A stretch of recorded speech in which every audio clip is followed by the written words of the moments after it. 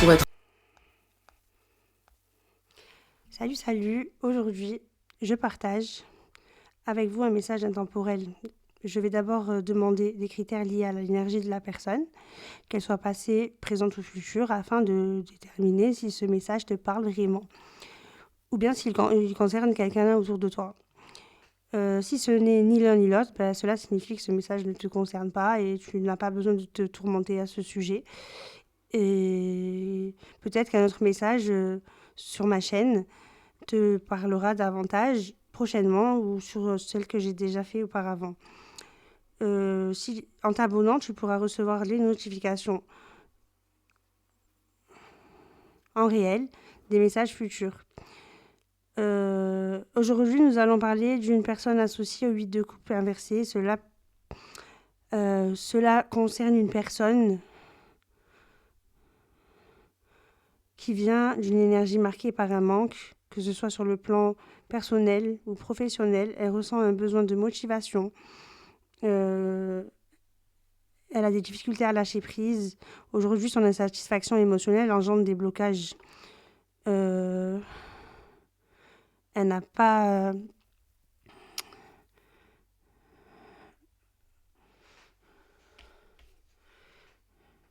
vraiment la réussite à s'organiser.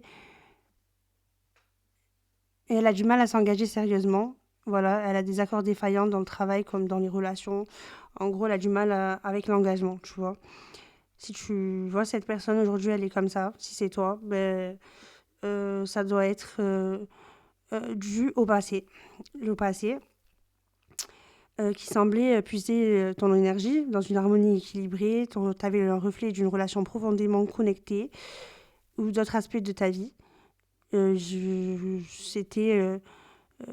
Tu avais probablement éprouvé un sentiment d'équilibre intérieur lorsque tu interagissais avec les autres. Peut-être tu as été confronté à des choix cruciaux, notamment sur le plan amoureux ou professionnel.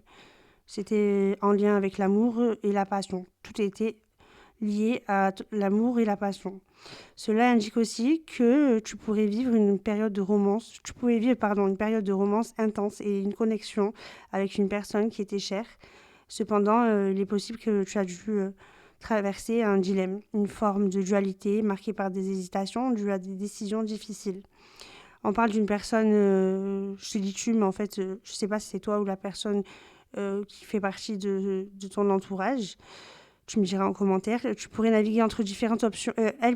On va dire que c'est la personne qui est en face de toi. Elle pourrait en fait naviguer elle pouvait naviguer entre différentes options, évoquant peut-être l'idée d'une union, d'un partenariat ou d'une collaboration significative. Pour elle, elle se sentait que pour elle, il fallait que la réussite soit parfaite dans un couple, dans une union. Elle pensait, en fait, elle avait trop d'idéalisme au niveau de sa façon de voir un couple. Voilà. Si tu te reconnais dans cette description ou si ça t'invoque quelqu'un de ton entourage, n'hésite pas à le mentionner en commentaire, vraiment. Sur le plan émotionnel, par la suite, elle se dirige vers où? Vers une écoute plus attentive de ses intuitions. Sa sensibilité et ses ressentis seront exacerbés parce que ça va la pousser à se recentrer sur elle-même. Parce que, apparemment, c'était pas le cas avant. Il va y avoir une grosse période d'introspection. Toutefois, elle pourrait également faire face à une confusion, un manque de clarté, des doutes, reflétant une incertitude qu'elle a pu avoir avoir son avenir, voilà, surtout. Voilà, elle ne sait pas où elle va, elle ne sait pas où elle va aller.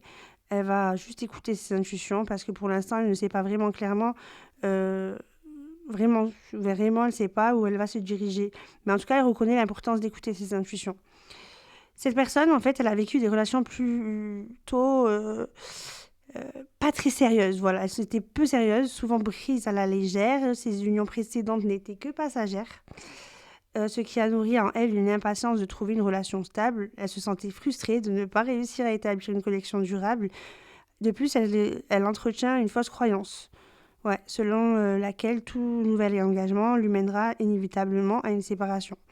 Donc cette pensée l'a poussée à conclure qu'elle ne pourra jamais véritablement rencontrer la bonne personne. Et pour éviter d'autres ruptures, ben, elle préfère préserver sa liberté plutôt que de s'engager dans une relation amoureuse. Voilà, on nous parle d'une personne qui a peur de l'engagement dû à son passé où cette personne croyait qu'elle pouvait avoir l'union parfaite. Seulement, ce n'est pas ça. Voilà, elle a beaucoup de fausses croyances, elle a idéalisé ce que c'était un couple.